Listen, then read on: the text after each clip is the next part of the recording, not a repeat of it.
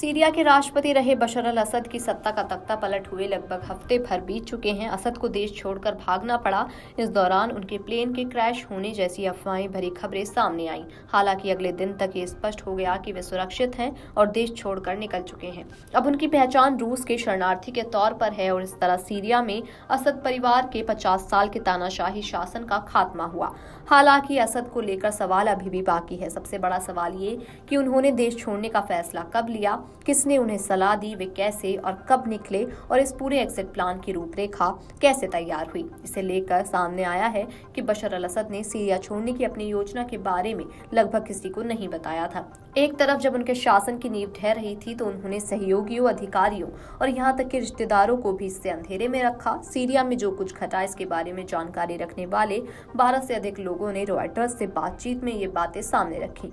Moscow भागने से कुछ घंटे पहले असद ने शनिवार को रक्षा मंत्रालय में लगभग 30 सेना और सुरक्षा प्रमुखों की एक बैठक में भरोसा दिलाया कि रूसी सैन्य सहायता जल्द ही पहुंचेगी। उन्होंने जमीन पर तैनात बलों से मोर्चा संभालने का आग्रह किया। इस बैठक में शामिल एक कमांडर ने यह जानकारी दी, लेकिन नाम न बताने की शर्त रखी।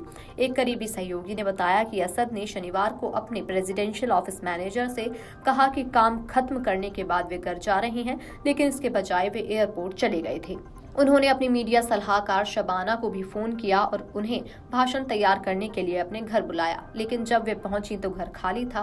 असद ने आखिरी लड़ाई भी नहीं लड़ी। उन्होंने अपने सैनिकों को संगठित करने की कोशिश तक नहीं की। अरब रिफॉर्म इनिशिएटिव के निदेशक नदीम हौरी ने कहा कि उन्होंने अपने समर्थकों को उनके हाल पर छोड़ दिया। समाचार एजेंसी असद ने मॉस्को में संपर्क नहीं कर सकी, जहां उन्हें राजनीतिक शरण दी गई। उनकी सत्ता के अंतिम दिनों और घंटों के करीब से जानने वाले 14 लोगों से हुई बातचीत एक ऐसे नेता की तस्वीर पेश करती है जिसने अपनी 24 साल की हुकूमत बचाने और सुरक्षा सुनिश्चित करने के लिए धोखा और गुप्त योजनाओं का सहारा लिया।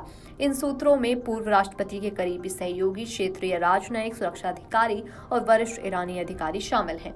इन ज्यादातर सूत्रों ने संवेदनशील मुद्दों पर खुलकर बात करने के लिए अपना नाम गोपनीय रखने का अनुरोध किया। असद ने अपने छोटे भाई महेर, जो सेना की एलिट 4th अमार डिवीजन के कमांडर थे, असद ने अपने छोटे भाई महेर, जो सेना की एलिट 4th आर्मर्ड डिवीजन के कमांडर थे, को भी अपनी योजना के बारे में नहीं बताया। 3 सहयोगियों के अनुसार महेर ने हेलीकॉप्टर से इराक और फिर रूस का रुख किया। असद के मामा के बेटे एहाब और इयाद मखलूफ को भी दमिश्क से भागते समय पीछे छोड़ दिया गया। एक सीरियाई सहयोगी और एक लेबनानी सुरक्षा अधिकारी ने बताया कि दोनों कार से लेबनान भागने की कोशिश कर रहे थे, लेकिन रास्ते में विद्रोहियों के हमले का शिकार हो गए। एहाब मारे गए और इयाद घायल हुए।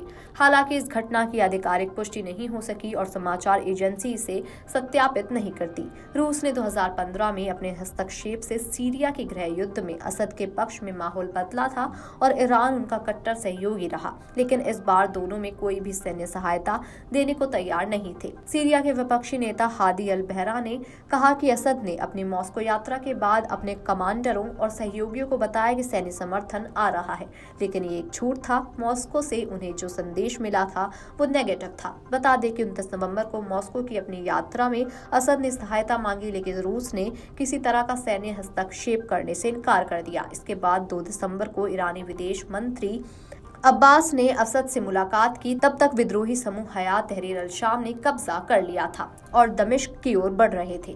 असद इस मुलाकात के दौरान बेहद परेशान दिखे। एक वरिष्ठ ईरानी राजनयिक ने बताया कि उन्होंने स्वीकार किया कि उनकी सेना अब प्रभावी प्रतिरोध करने में सक्षम नहीं है।